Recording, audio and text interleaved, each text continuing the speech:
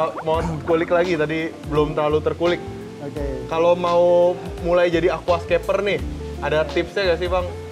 Mau Ya, mulai udah. jadi aquascaper atau sekedar hobis yang buat seneng sendiri lah, kayak tadi kan cerita kalau di Eropa itu orang-orang kan pada ya hobi kan. Iya. Itu ada tipsnya nggak sih orang yang mau mulai hobi aquascape? Haruskah udah kaya atau haruskah punya skill keterampilan tertentu atau Oke. ini hobi yang sebenarnya siapapun bisa gitu? Oke. Om, menurut Daeng Agus ini. Jadi kalau saya sih pertama itu harus hobi dulu, harus suka dulu, harus cinta dulu. Jadi saya memang dari dulu cinta aquascape. Memang dari dulu saya hobi aquascape.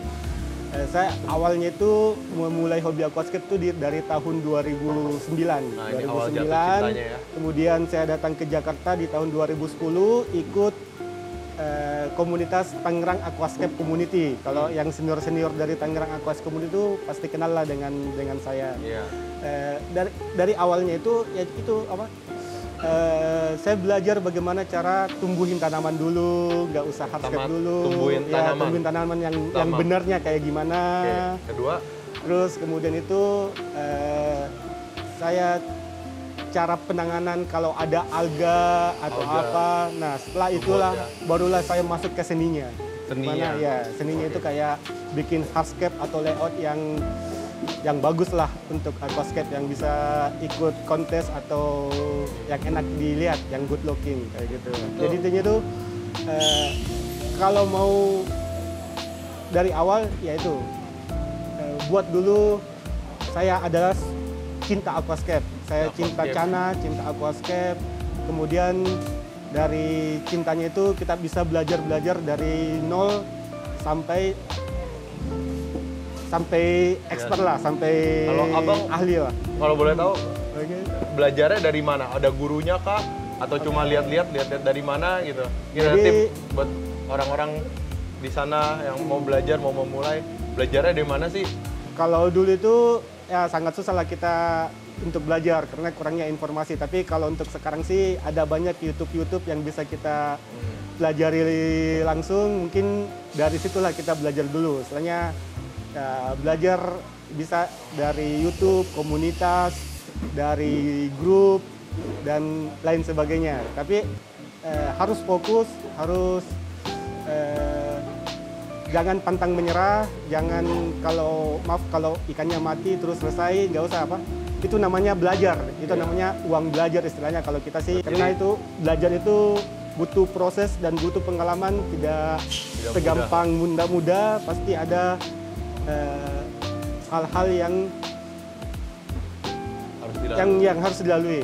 Ya, kalau orang kan lihat saya di sini mungkin enak, Ya, jualan ikan banyak. Kalau Daeng Agus ini mungkin kelihatan waduh bagus Udah banget bagus karyanya. Padahal kagak lihat tuh perjuangannya. Aduh perjuangannya. Dulu saya tuh tanaman saya cuma anubias aja. Anubias ya? Iya, tanpa hardscape.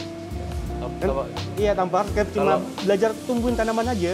Iya. Apa itu tanaman yang gampang Dulu dipelihara itu gitu? anubias lah ya dulu. Anubias. Kalau Iya, yang sekarang? paling gampang. Kalau sekarang ya tetap anubias juga. Selain itu kalau yang saran-saran buat teman-teman yang baru mulai hobi aquascaper, Oke. biar yang gampang itu tanaman apa sih biar teman-teman cari gitu? Ya, kalau tanaman itu yang gampang ada 3 untuk saya.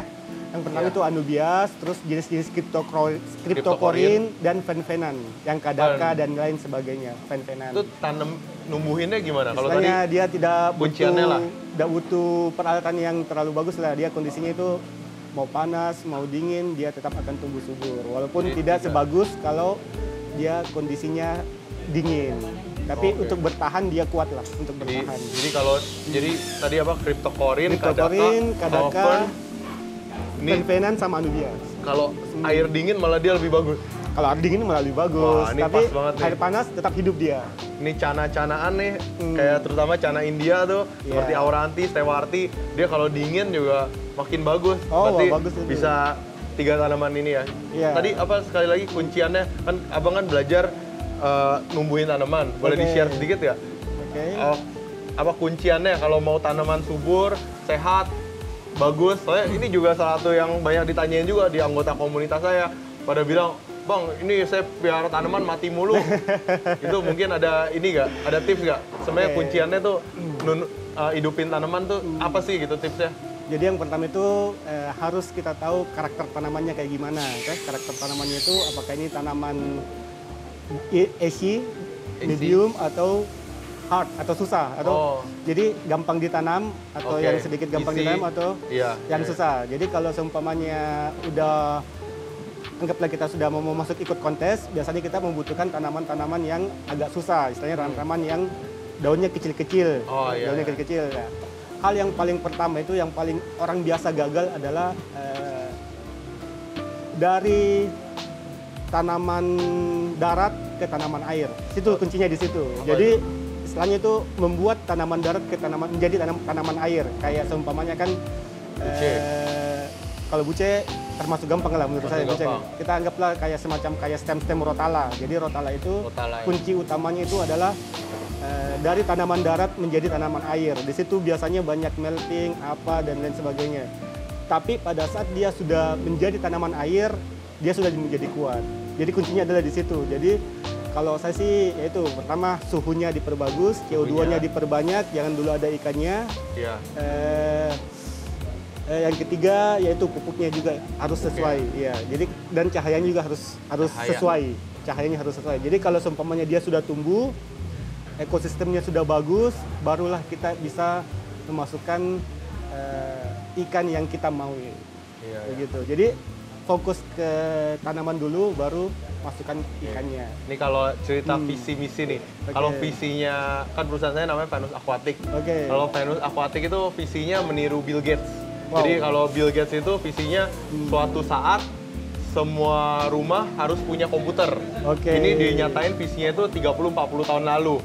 Saat komputer itu masih segede truk dan nggak ada yang punya komputer secara umum tuh belum ada.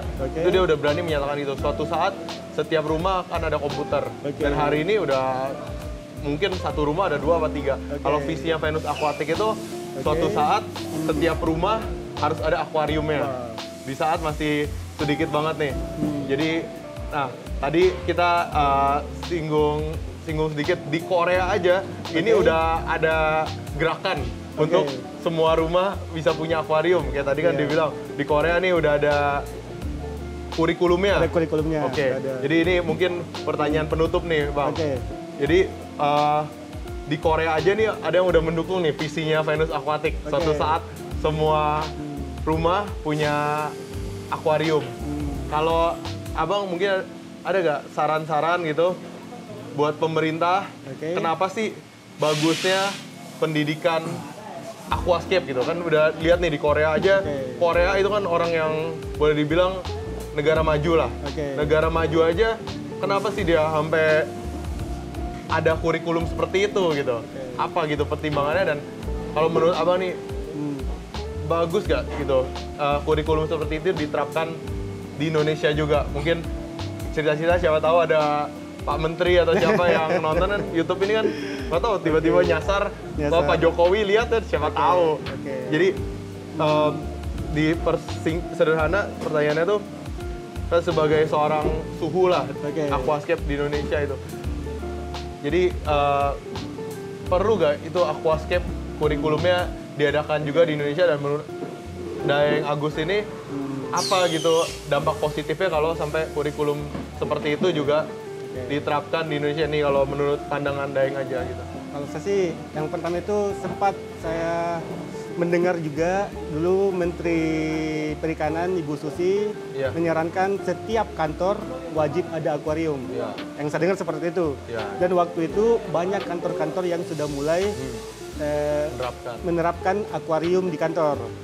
Jadi untuk Indonesia sendiri, kita ini punya semacam kayak bahan sumber daya alam yang sangat bagus untuk aquascape. Kayak tanamannya kita cukup murah, hardscape bisa kita dapat di mana-mana, dan dengan adanya kurikulum aquascape diterapkan di Indonesia itu pasti UMKM atau perputaran uang atau orang yang mencari hidup atau berbisnis di aquascape juga bisa meningkat. Jadi dengan